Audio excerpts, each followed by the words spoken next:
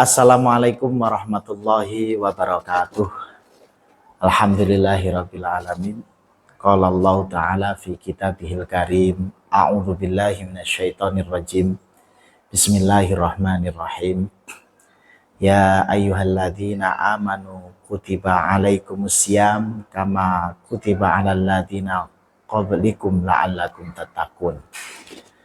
Sahabat online rahimakumullah. Alhamdulillahirabbil alamin, kita semuanya berjumpa kembali di Ramadan tahun ini, di tahun 1447 Hijriah, tepatnya 2026 Masehi. Kita semuanya patut bersyukur, mengucapkan syukur atas ditakdirkan kita semuanya berjumpa dan menikmati Ramadan tahun ini. Sesuai yang kami bacakan di ayat di atas, yakni surat Al-Baqarah ayat 183, yang artinya, wahai orang-orang yang beriman, diwajibkan atas kamu berpuasa sebagaimana diwajibkan atas orang-orang sebelum kamu agar kamu bertakwa. Sahabat-sahabat online, apa yang bisa kita petik dan kita jadikan pelajaran dari ayat tersebut? Kami setelah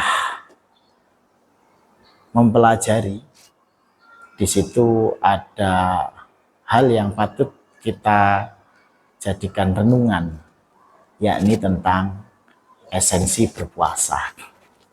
Jangan sampai selama kita berpuasa yang kita dapatkan hanya haus dan lapar saja.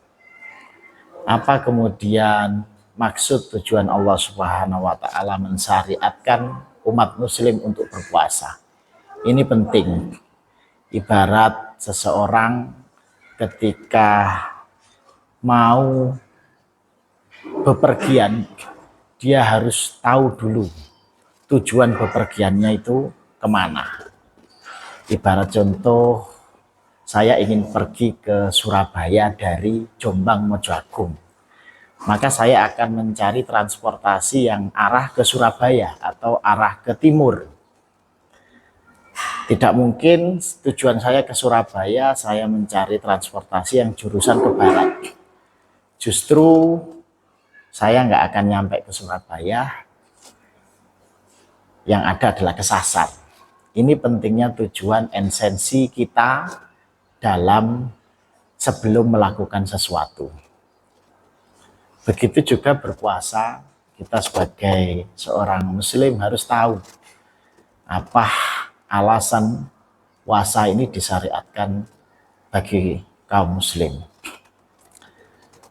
Dari ayat yang kami bacakan di atas, di akhir ada kata-kata la'allakum tattaqun, agar kita semuanya bertakwa. Ini poin pentingnya.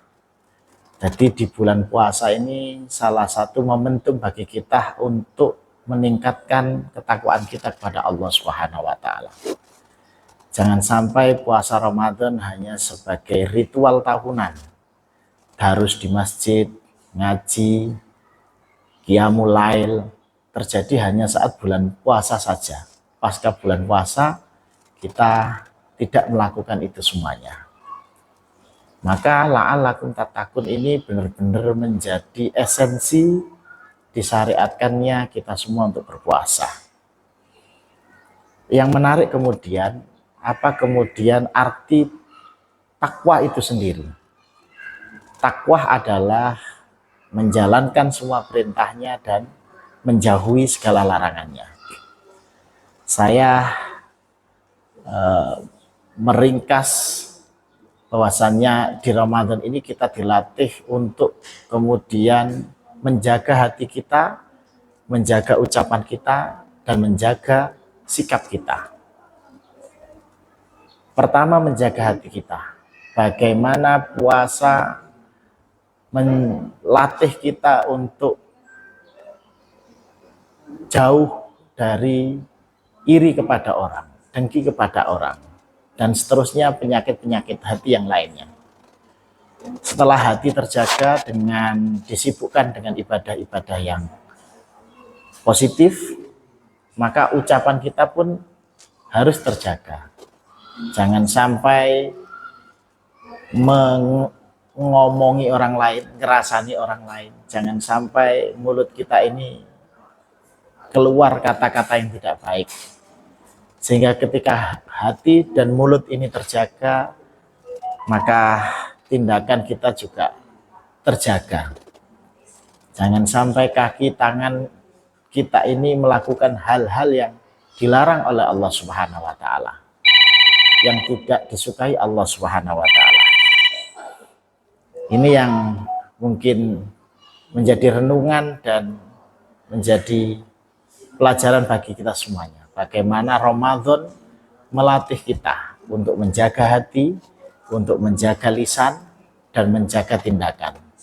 Sehingga urgensi disyariatkannya, diwajibannya Ramadan bagi umat muslim bukan hanya menahan lapar mulai sahur sampai buka, tetapi ada ritual-ritual yang kemudian melatih kita menjaga hati, menjaga lisan, dan menjaga tindakan.